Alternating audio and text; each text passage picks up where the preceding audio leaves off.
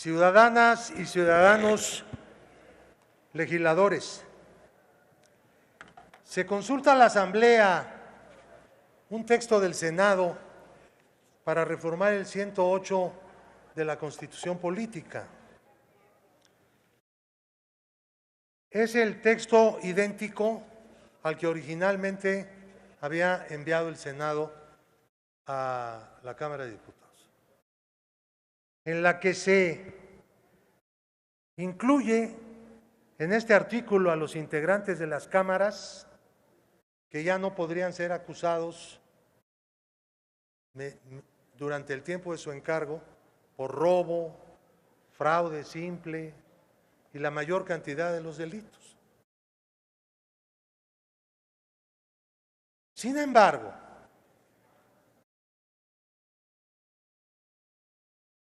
al rechazar la modificación que la Cámara le hizo a este proyecto enviado por el Senado, se nos está diciendo por parte de nuestro colega, el senador Óscar Eduardo Ramírez Aguilar, que nosotros, los diputados y las diputadas, no quisieron someterse, estoy citando, en esta figura jurídica para poder ser enjuiciados y procesados.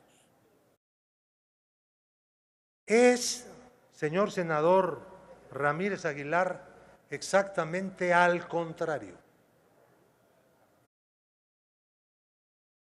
No queremos el privilegio de no poder ser enjuiciados y procesados, sería al revés, ¿no?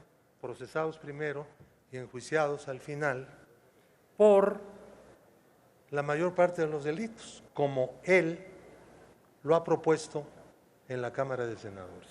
No, gracias. No, gracias. No hemos venido a esta Cámara a pedir privilegios, sino a eliminarlos. Dice el preopinante en este debate que el desaguisado lo ha orquestado Morena. No le falta razón, pero es la mitad de la razón, porque todos los senadores del PAN, todos los que estaban presentes, los 19, votaron a favor del texto de Marras, el que hemos rechazado y rechazaremos hoy por segunda vez, porque no queremos el privilegio que nos quieren colgar los ciudadanos y ciudadanas del Senado. Tenemos pendiente la cuestión del fuero. Este procedimiento, esta 108, el segundo párrafo del artículo 108, es un párrafo hecho exclusivamente para el presidente, nada más, solo para él, históricamente hablando. Hasta ahora que a alguien en el Senado se le ocurrió ponerse ahí, en ese párrafo. Y es porque el presidente carece de responsabilidad política, porque la tienen los secretarios de Estado. Y porque en México el juicio político es para eso, para reclamar por actos y omisiones en contra de los intereses públicos y el buen despacho de los asuntos a los jefes de la administración. Pero resulta que el presidente no puede ser sometido más que a lo que en Estados Unidos se llama impeachment y que lo estamos viendo todos los días ahora en los periódicos. Es la misma figura y está en nuestra Constitución desde el principio, desde que México se hizo independiente. ¿Cómo destituir al presidente? Primera pregunta, ¿por qué motivo? Respuesta, por delitos, no por faltas políticas, no por equivocaciones ni por falta de entendimientos, que también eso abarca el juicio político, sino exclusivamente por delitos que ameritan pena corporal. Así opera el impeachment y así está en la Constitución mexicana en el segundo párrafo de el artículo 108 y en el tercer párrafo del artículo 111. Si ustedes leen el segundo párrafo del 108 y leen el tercer párrafo del 111 a continuación, ahí está el impeachment. Están separados porque alguien llegó y los separó, hizo un batidillo ahí alguna vez en la época de Miguel de la Madrid, pero sigue diciendo lo mismo que decía antes. Entonces, miren,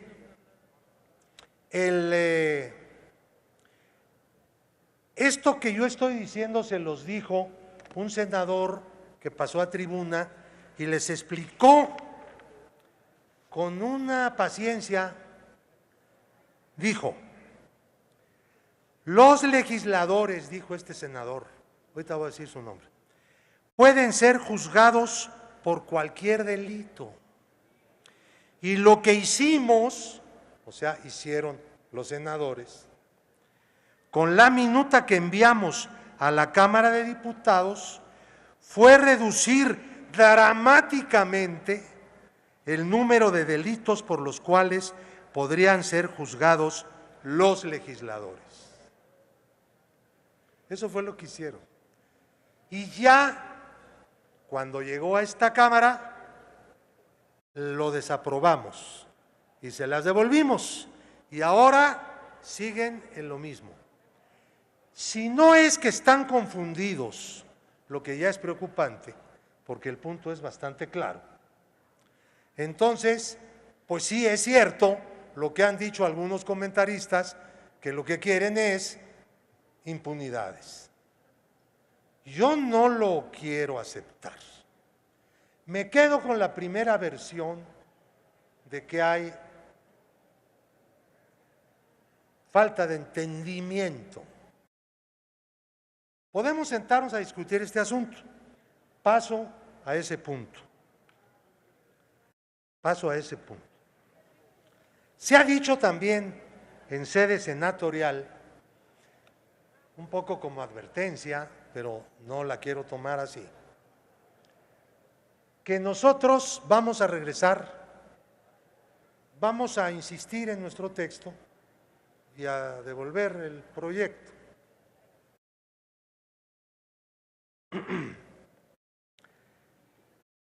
Dice la Constitución, si la Cámara Revisora insistiere por la mayoría absoluta de votos presentes en dichas adiciones y reformas, todo el proyecto no volverá a presentarse sino hasta el siguiente periodo de sesiones, a no ser, hay dos posibilidades, a no ser que ambas cámaras acuerden por la mayoría absoluta de sus miembros presentes que se expida la ley o decreto solo con los artículos aprobados y que se reserven los adicionados o reformados para su examen y votación en las sesiones siguientes. Aquí hay una parte aprobada por ambas cámaras. No tiene caso enviarlo a las legislaturas de los estados porque es la parejita que yo les decía del 111 tercer párrafo, porque no ha sido más que mejorada la redacción y dice en la versión nuestra que ellos aprueban exactamente lo mismo. No tiene caso hacer todo ese trámite y mover a todos los congresos de los estados para un asunto que en realidad queda como está ahora, ¿no? Pero sí, para volver a examinar y votar en las sesiones siguientes, que ahí ya no dice la Constitución que deban ser de otro periodo o del mismo, o de un año o del otro año. Yo creo que se puede todavía, hacer una reunión en el Senado o en la Cámara, donde se prefiera, para que esta cosa se entienda. Mandemos el texto de regreso al Senado y de manera informal o colateral, invitémoslos a hacer un examen que no implique intercambio de acusaciones, porque no podemos admitir lo que dijo Ramírez Aguilar cuando se refirió a diputados federales de Morena y nos exhortó a no traicionar los principios del movimiento. Y entonces eso nos deja perplejos, porque nosotros estamos rechazando que nos quieran poner en una situación de nuevo privilegio que nunca antes en la historia tuvieron los legisladores mexicanos. Que eso es todavía lo más grave, porque ese privilegio nunca lo han tenido los legisladores en toda la historia. ¿Por qué ahora? Ahora bien, vamos a ver el asunto, un comentario simple sobre la cuestión del fuero. Nosotros presentamos un proyecto, se aprobó en lo general, se reservó todas sus partes y no alcanzamos 2/3 partes en la votación en lo particular, de casi todo el proyecto. Por lo tanto, lo que se fue al Senado pues era un retacerío que no tenía ni pies ni cabeza. Hemos presentado otra iniciativa por mi conducto, y en esa iniciativa estamos planteando varios cambios que mejoran, en mi opinión, claro, el esquema. Ahora bien, tenemos una divergencia. Si eliminamos el fuero, quiere decir que todos los legisladores, ministros e incluso el presidente de la República va a juicio penal ordinario,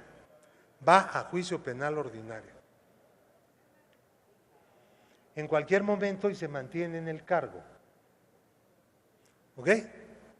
No hay, por lo tanto, fuero, pero tiene la inmunidad de los altos funcionarios de la Federación, que solamente se les puede quitar cuando son sentenciados por un delito, el delito que sea. El problema está en que si una vez dictada la sentencia se remueve de su cargo al servidor público, o tenemos que esperarnos a que sea resuelto en última instancia, a que la sentencia quede, como dicen los abogados, en condición de ejecutoriada, lo que puede pasar todo el periodo en el que un senador es senador y 2 periodos en los que el diputado es diputado, porque los juicios, por más rápidos que los hagan ahora, siguen atorándose en las instancias posteriores, es decir, superiores, es decir, en las apelaciones. Allí se puede estar años y cada rato meten para cada vez que el juez hace algo o dice algo, meter un amparo y todo se va haciendo demorado. Entonces, no tiene caso que cambiemos, que quitemos el fuero, porque lo vamos a estar quitando con un procedimiento tortuoso. Ahora los desaforamos en 3 semanas, Estoy hablando en serio y ya lo hicimos. Por un delito imprudencial. En ese momento lo era. En ese momento. Ahora ha cambiado el proceso.